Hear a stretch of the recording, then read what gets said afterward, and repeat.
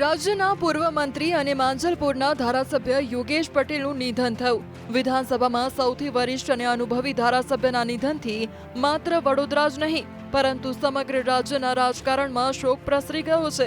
પ્રજાના પ્રશ્નો માટે હંમેશા ખુલીને બોલવા ટેવાયેલા યોગેશ પટેલ છેલ્લા કેટલાક દિવસથી હૃદયરોગથી પીડાતા હતા।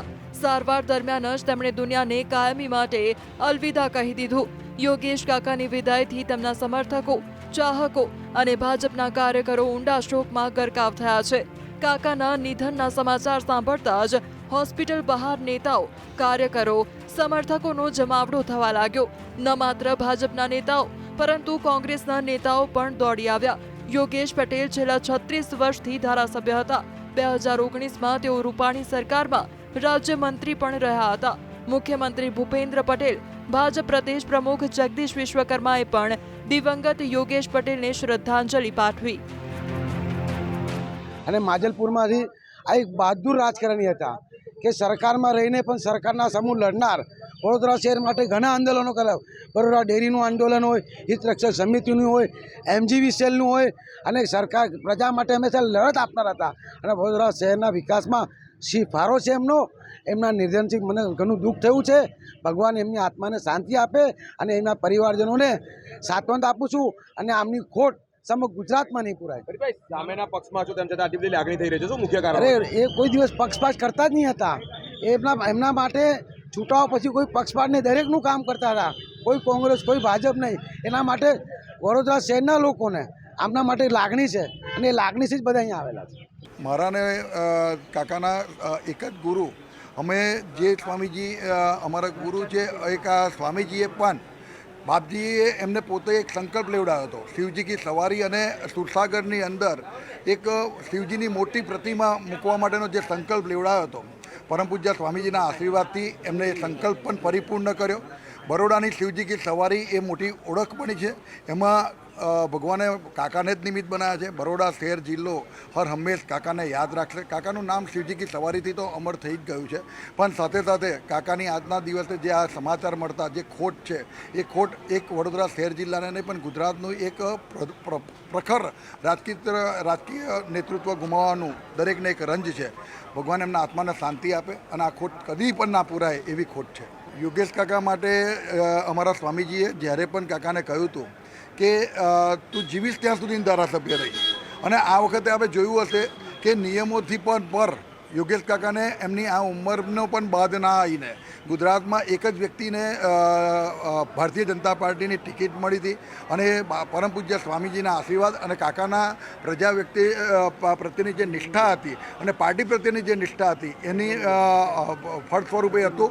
પણ બાપજીના આશીર્વાદ છેક સુધી કે તું જીવીશ ત્યાં સુધી ધારાસભ્ય રહીશ, અને એ હકીકત સાચી થઈ કે કાકા જ્યાં સુધી જીવ્યા ત્યાં સુધી ધારાસભ્ય પદ એમને શોભાવ્યું। અને કાકા એક યુવાનોને પણ શરમાવે એવી સ્ફૂર્તિ સાથે પ્રજાના કામ કરતા હતા, અને એક કોમન મેન તરીકે એક બાકડા પર બેસીને જ પ્રજાના પ્રશ્નોને સાંભળવા અને પ્રજાના પ્રશ્નોને વાચા આપવી એ હર હંમેશ એમનો નિયમ હતો।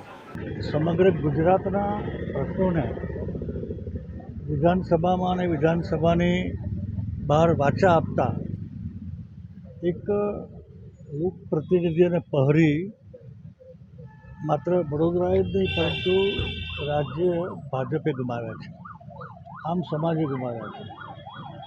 અને એમની સાથે 5 ટર્મ સુધી વિધાનસભામાં કામ કર્યું છે। હંમેશા બહાર કોઈ એક્ટિવ હોય પરંતુ વિધાનસભામાં એક્ટિવ ના હોય, વિધાનસભામાં એક્ટિવ હોય તો બહાર એક્ટિવ ના હોય। પણ યોગેશભાઈ તો વિધાનસભામાં એક્ટિવ અને બહાર એમના ક્ષેત્રમાં પણ એક્ટિવ।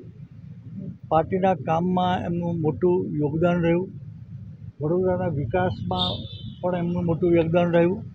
જે મુદ્દા માટે એમને જો લાગે તો લડી લેવાની સંપૂર્ણ માનસિકતા સાથેની એમની રાજનીતિક કેરિયર રહી।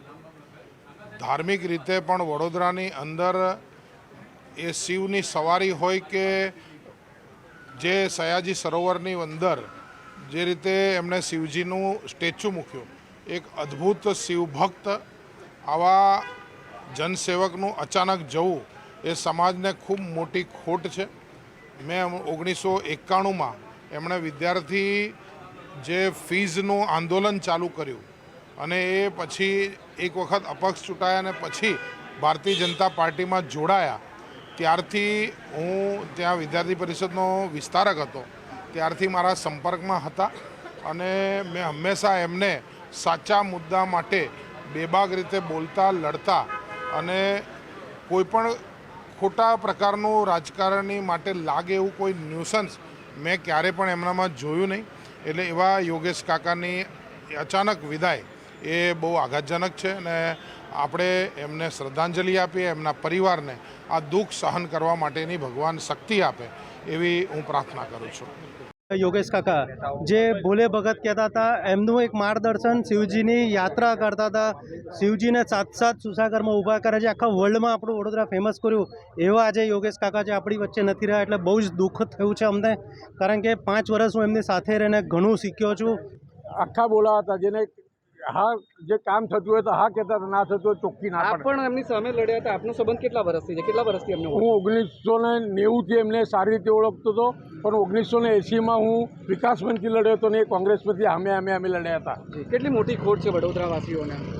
એમની ખોટ કોઈ પૂરી જ નહીં કરી, એટલી મોટી ખોટ છે. એમની સાથે વર્ષોથી કામ કરવાનો મારો મહાવરો છે અને મેં એક મારો અંગત મિત્ર ગુમાવ્યો છે.